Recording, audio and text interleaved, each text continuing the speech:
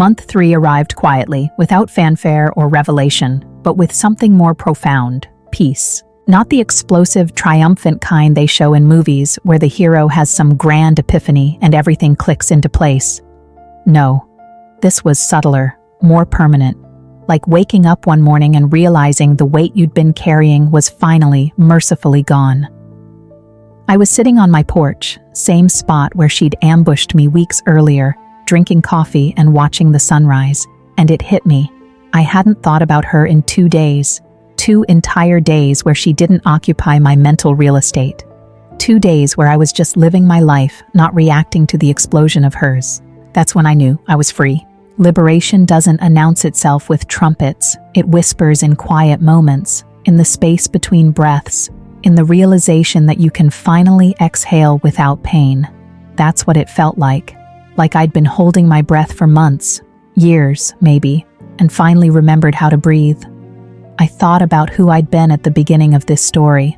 That guy reading messages on a Tuesday morning, world collapsing, identity shattering. I didn't recognize him anymore. Not because he was weak, he wasn't. He was just trapped. Trapped in a narrative that wasn't serving him, trapped in a love that was killing him softly, trapped in the belief that leaving was failure when actually, leaving was the bravest thing he ever did. My phone buzzed. Text from Jake. "Hiking this weekend?" "Hell yes," I typed back. Simple, easy, no negotiation, no checking with someone else, no wondering if my plans would inconvenience her schedule or trigger a fight. Just autonomy. The ability to make choices without running them through someone else's approval filter first. You don't realize how much you've shrunk until you start expanding again. How much space you'd surrendered until you reclaim it. How quiet you'd become until you remember your voice. Liberation is loud in the quietest ways. I'd started dating. Nothing serious. Just coffee dates, conversations, learning how to be around women without the baggage of my last relationship coloring everything. It was terrifying at first. Every woman felt like a potential betrayer. Every connection felt dangerous. But Dr. Martinez reminded me, not everyone is her. You're not doomed to repeat this. You're equipped to recognize it now. That's the difference. One woman, Sarah, stood out. Not because she was perfect, nobody is, but because she was consistent. She said she'd call, she called. She made plans, she kept them. Basic things. Things that shouldn't be remarkable but were because I'd spent so long settling for less. On our 3rd date, I told her about the betrayal. Not in detail, just the broad strokes. She listened without judgment, without pity, without trying to fix me. "Thank you for telling me," she said. "That takes courage, but I'm not her. And you're not who you were with her. We get to write a new story if we want to. No history, just honesty." I kissed her, not because I was ready for a relationship, I wasn't, but because in that moment she represented possibility. The idea that maybe, just maybe, not everyone would hurt me. That trust could be rebuilt with someone who actually deserved it. We took it slow, painfully slow. I was honest about my limitations, my triggers, my need for space and time and patience. She respected all of it. No pressure, no ultimatums, just presence. And that made all the difference. But here's the real liberation. I realized I didn't need her, or anyone. I was complete on my own. She was an addition, not a solution, a complement, not a completion. I'd spent my last relationship trying to fill a hole I didn't even know I had. This time, there was no hole, just solid ground, and if someone wanted to walk beside me, they were welcome.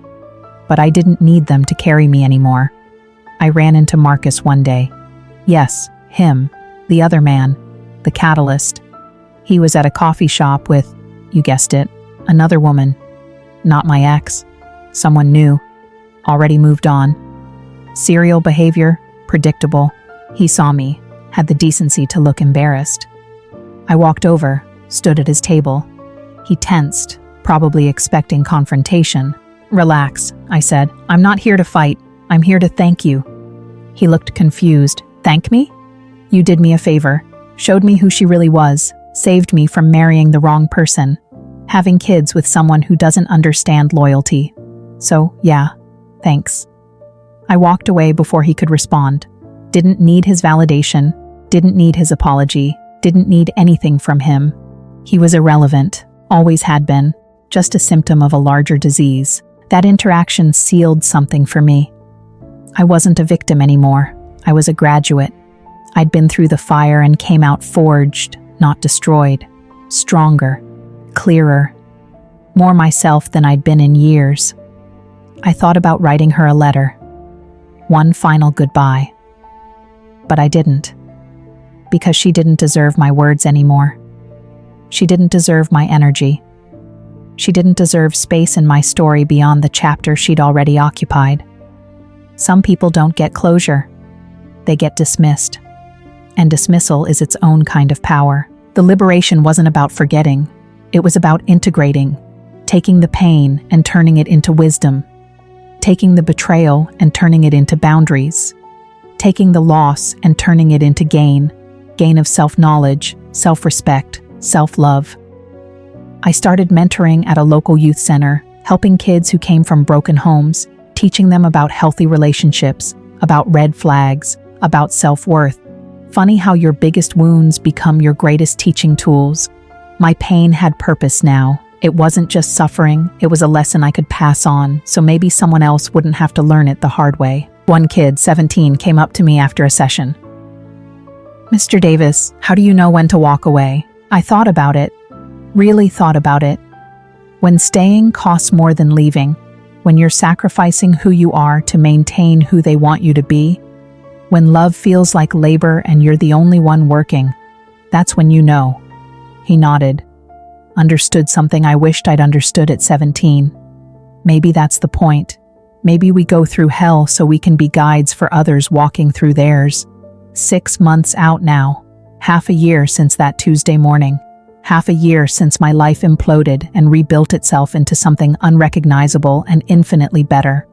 I was sitting in that same apartment, redecorated, rearranged, reborn, and I realized something profound. I didn't hate her anymore.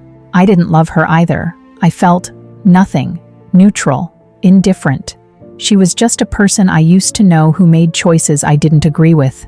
No charge, no emotion, just facts. And that neutrality, that absence of feeling, was the truest sign of healing I could have asked for. The liberation was complete. I'd walked away from someone I loved because I loved myself more. I'd chosen dignity over comfort. I'd chosen truth over convenience. I'd chosen me. And in that choice, in that single, terrifying, necessary decision to walk away, I'd found something I didn't know I'd lost. Freedom, not just from her, from the patterns, from the trauma, from the belief that I had to settle, from the idea that love required suffering, from the narrative that loyalty meant tolerating betrayal. I was free, and standing in that freedom, looking back at the path I'd walked, the pain, the tears, the reconstruction, the growth, I wouldn't change a thing, because that path led me here, to this moment, to this version of myself, to this life that's completely, authentically, unapologetically mine. I loved her. That was true. But I had to walk away. That was truer. And in walking away, I walked into myself, into a life worth living, into a future worth building, into a freedom I didn't know existed on the other side of heartbreak. The final day after her betrayal wasn't an ending. It was a beginning, the beginning of me, the real me, the free me. And that liberation, that choice to honor myself above all else, that was the greatest love story I'd ever been part of. Mine.